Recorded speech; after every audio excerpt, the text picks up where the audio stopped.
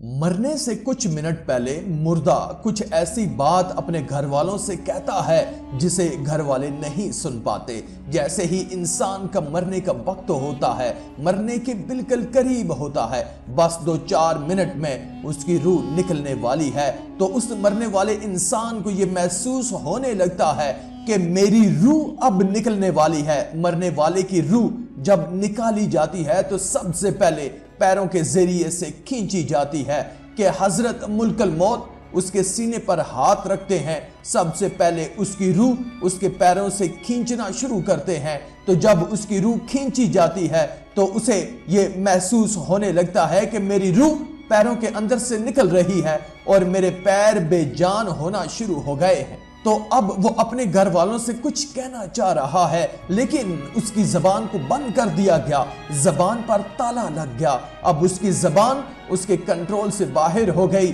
اب وہ کچھ کہنا چاہ رہا ہے، دیکھ رہا ہے، آنکھیں ایک جگہ پر ٹھہر گئی ہیں۔ آپ نے دیکھا ہوگا کہ مرنے والے کی آنکھوں میں آنسو ہوتے ہیں، وہ اسی وجہ سے ہوتے ہیں کہ وہ کچھ کہنا چاہتا ہے، وہ کچھ بتانا چاہتا ہے، لیکن اس کی بات کو ہم نہیں سن سکتے کیونکہ وہ کچھ کہنا تو چاہتا ہے، کوشش تو کرتا ہے، لیکن اس کی زبان اس کے کنٹرول سے باہر ہو چکی ہوتی ہے اور وہ کچھ بھی کہنے سے قاصر رہتا ہے۔ آخر وہ کہنا کیا چاہتا ہے جب اس کی روح نکلنا شروع ہوتی ہے؟ اور اگر وہ گناہگار بندہ ہوتا ہے، بے نمازی، فاسق، فاجر ہوتا ہے، تو رب کی طرف سے حکم ہوتا ہے کہ فرشتوں اس کی روح کو اس کے پیروں سے کھینچ کر گھٹنوں میں روک دو اور مزید تکلیف کا سبب بناؤ۔ پھر اس کی روح کو کمر میں روک کر زیادہ تکلیف کا سبب بنایا جاتا ہے، پھر اس کی روح کو سینے میں روک دیا جاتا ہے۔ آپ صلی اللہ علیہ وآلہ وسلم نے فرمایا کہ مرنے سے 2-3 منٹ پہلے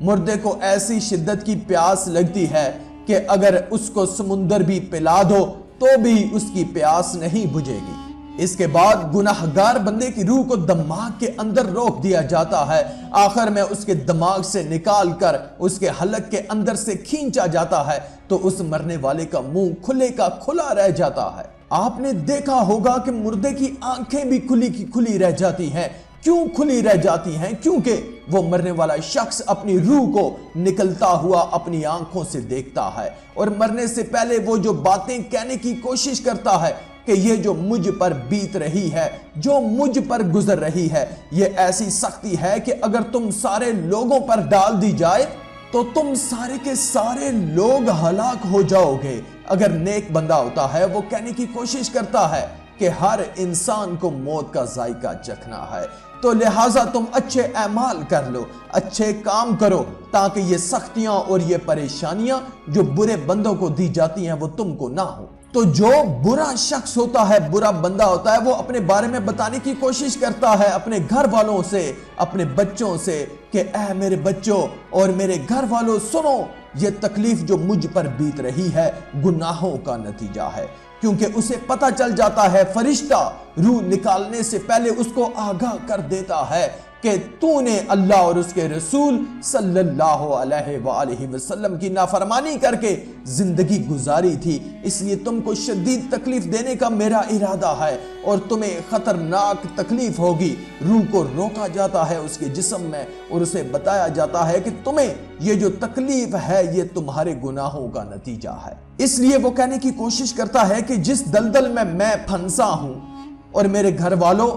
تم اللہ کو ناراض کرنے والے کام مت کرنا، لیکن افسوس کہ اس مرنے والے شخص کی بات کو ہم اور آپ نہیں سن سکتے، تو پھر ہم اس زندگی کی خاطر جو ختم ہونے والی ہے اپنے اللہ کو ناراض کیوں کریں؟ اللہ کو بلا کر زندگی کو کیوں بسر کریں؟ وہی گھر والے جن کی خاطر ہم جھوٹ بول کر، مکاری کر کے، فریب کر کے ان کے پیٹ بھرتے ہیں اور اللہ کو ناراض کرتے ہیں، وہی گھر والے جا کر اس اندھیری قبر میں ڈال کر چلے آئیں گے، اور پھر ان کو کبھی فرصت بھی نہ ہوگی کہ وہ ہماری قبر پر آ کر دعا کر دیں، اور ہم قیامت تک اس خطرناک قبر کے اندر رہیں گے۔ تو مرنے سے پہلے انسان کو موت کی تیاری کرنی چاہیے۔ سمجھدار انسان وہی ہے جو مرنے سے پہلے موت کی تیاری کر لے۔ آخر میں اللہ رب العزت سے دعا ہے کہ اللہ ہمیں نیک اعمال کرنے اور برائی سے بچنے اور بچانے کی توفیق عطا فرمائے۔ آمین یا رب العالمین۔